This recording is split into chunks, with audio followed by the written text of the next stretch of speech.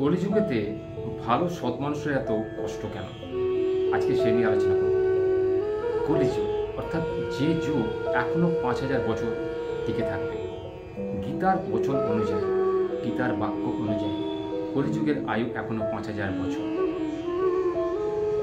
এই এতগুলো বছর পৃথিবীতে মানুষের বসবাস থাকবে।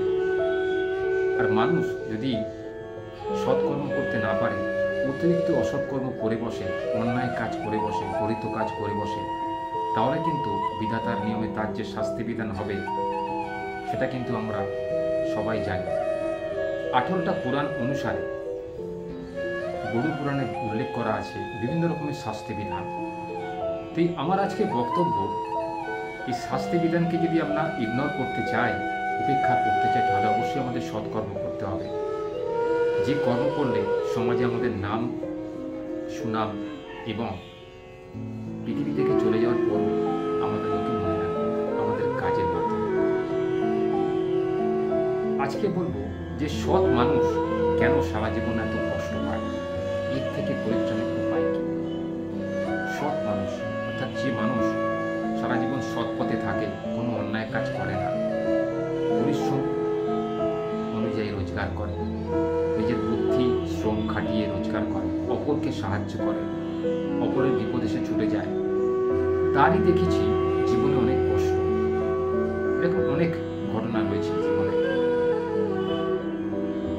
সেই জীবনে লোকের থেকে প্রত্যাখ্যাত হয়, লোকে তাকে হিংসা করে, লোকে তার ক্ষতি করার চেষ্টা করে। সৎ মানুষের একটা পজিটিভ ভাইব্রেশন তৈরি হয় সৎ মানুষ যখন তার কাজকর্ম করে। কি সেই পজিটিভ ভাইব্রেশন? সৎ মানুষের ভালো লক্ষণ হচ্ছে সে প্রকৃতপক্ষে সৎ, গুণবান ব্যক্তি।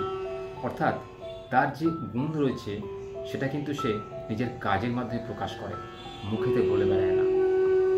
গাছ, তোমার নাম কি? গাছ বলেছিল যে ফলেন পরিচয়তে। এ কথার অর্থ সবাই বুঝতে পারছেন।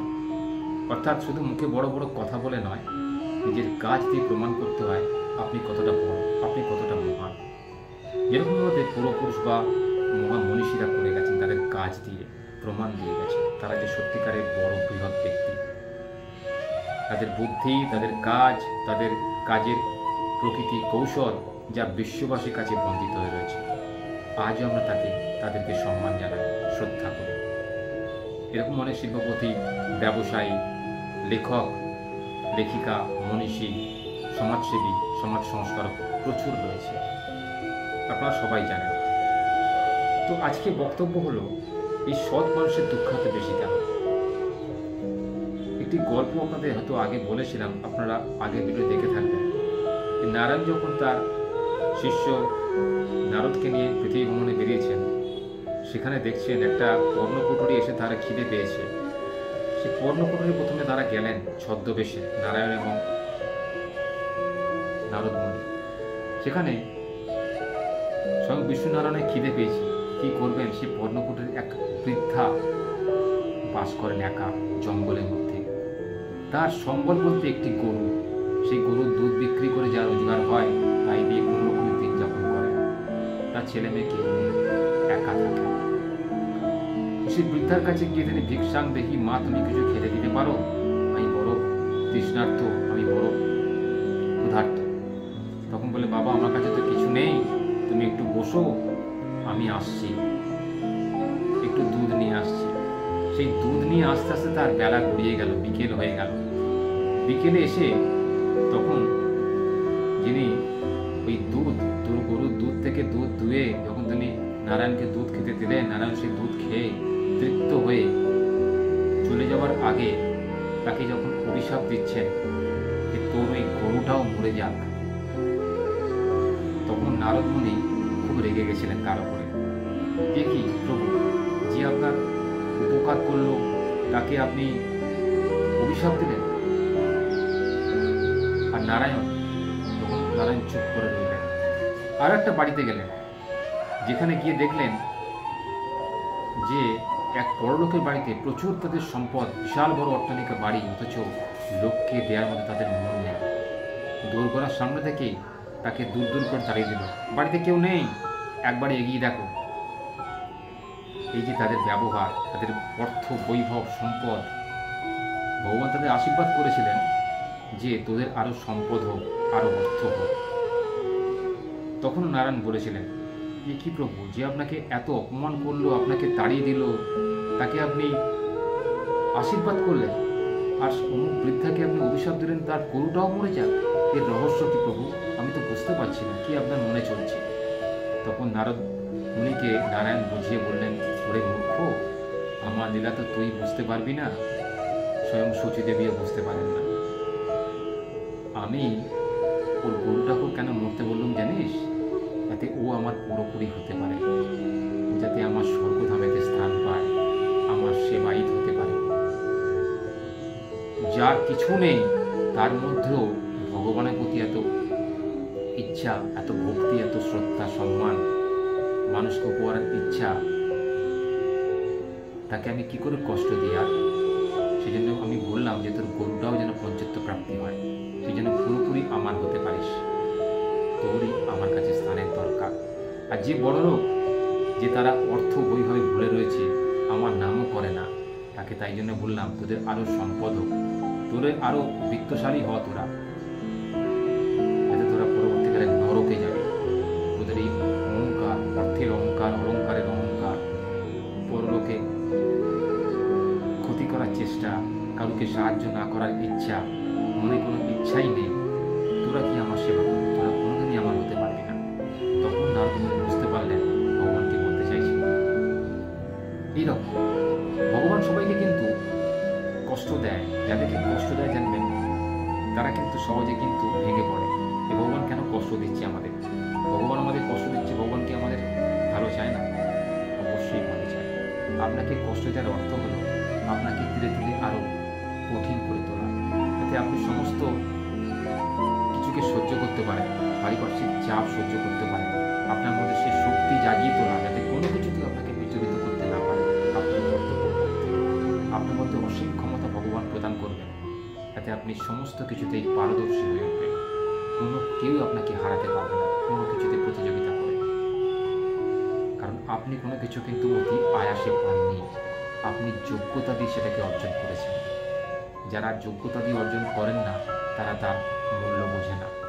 বেশিরভাগ মানুষকে ভগবান তাদের জন্ম থেকে কোটিপতি করে তুলেছেন, তারা সেজন্য সেই অর্থের মূল্য বোঝে না।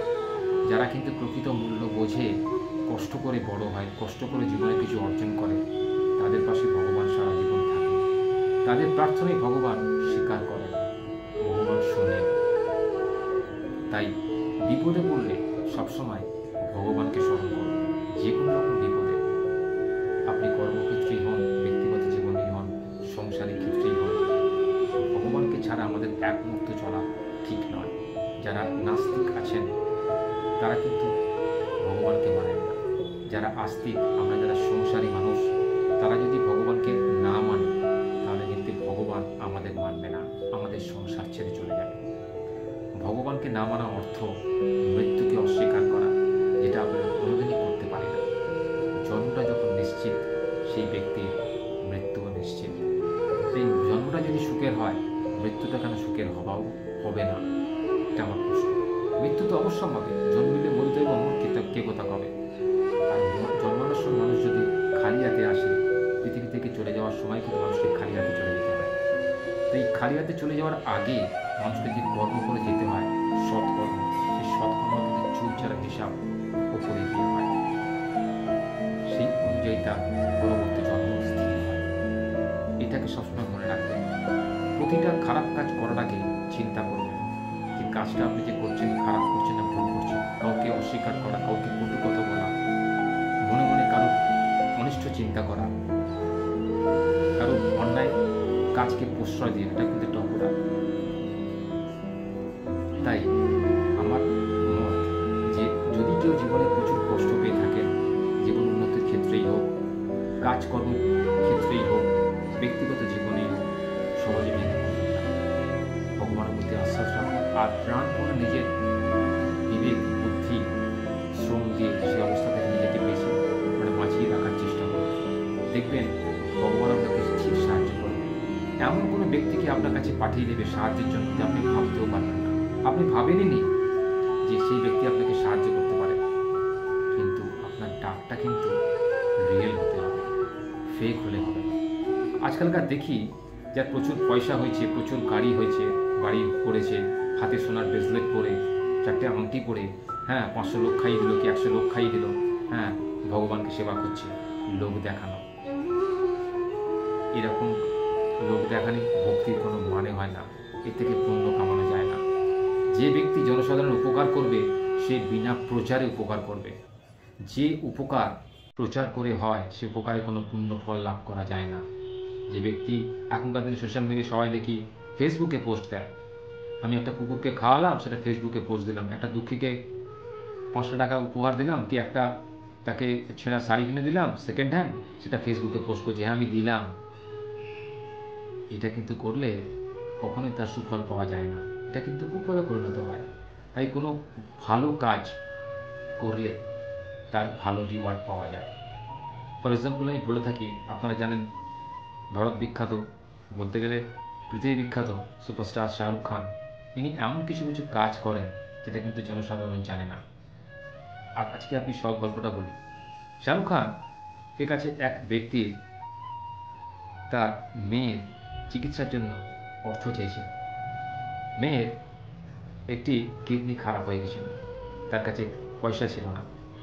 তিনি অনেক জায়গায় ঘুরে অর্থ না পেয়ে, সাহায্য না পেয়ে অবশেষে শাহরুখ খানের ফাউন্ডেশনে যোগাযোগ করেন। শাহরুখ খানকে একটা টুইট করেছিলেন। টুইট করতে কি হয়, শাহরুখ খান তৎক্ষণাৎ তার জবাব দেয়নি, কিন্তু কিছুক্ষণের মধ্যেই তার কাছে টুইটটা ফিরে আসে রিটুইট করে যে ঠিক আছে, আমি আপনার মেয়ের সব দায়িত্ব নিলাম। পরবর্তীকালে শাহরুখ খান সেই মেয়ের সমস্ত চিকিৎসার ভার বহন করেছেন। এরকম আরও অনেক গল্প রয়েছে, আরও অনেক ব্যক্তিকে নিয়ে পরে একদিন আলোচনা করব। এটা একটা উদাহরণ ছিল। তারা কেন মহান, তাদের কেন লোকে এত চায়, কেন ভালোবাসে, শুধুমাত্র তারা অভিনেতা বলে নয়, তারা ব্যক্তিগত মানুষ হিসেবেও ভালো। তাই নিজেকে মানুষ হিসেবে ভালো করে তুলবে। হ্যাঁ, তাই সাময়িক কষ্টটাকে উপেক্ষা করে নিজের কাজটা ঠিকঠাক করুন। নিজের কাজে কোনো ভুল না করে, লোকের ক্ষতি না করে সবসময় চেষ্টা করুন যাতে নিজেকে উন্নতি করা যায়, নিজের অবস্থার উন্নতি করা যায়। আর কখনোই নিজের কষ্টের সময় উপরওয়ালাকে দোষ দেবেন না। জানেন এটা ভালো করছে উপরওয়ালা, যে আপনাকে কষ্ট দিচ্ছে, আপনাকে আরও সহ্য করার ক্ষমতা দিচ্ছে, যাতে এর থেকে আরও কঠিন পরিস্থিতি আপনি মোকাবিলা করতে পারেন। নিজেকে যোগ্য করে তুলুন, পরিশ্রম করুন, বুদ্ধি দিয়ে কাজ করার চেষ্টা করুন, দেখবেন আপনার উন্নতিকেও রুখতে পারবেন। আর কখনোই উপরওয়ালাকে দোষারোপ করে তার ভক্তি শ্রদ্ধা থেকে বঞ্চিত হবেন না। নিয়মিত তাকে ভক্তি করে ডাকুন, দিনে 2বার ডাকুন, দেখবেন আপনার ভক্তি কিন্তু ভগবান স্বীকার করবে। আপনি সারা জীবন সুস্থ থাকবেন, ভালো থাকবেন, আপনার কোনো অর্থের অভাব হবে না। আপনি যদি ভালো ব্যক্তি হন, লোকের উপকার করেন, দেখবেন লোকেও আপনাকে উপকার করবে। Every action has an opposite and equal reaction. আজকে এই পর্যন্তই, আবার আসবো অন্য কোনো ভিডিও জন্য।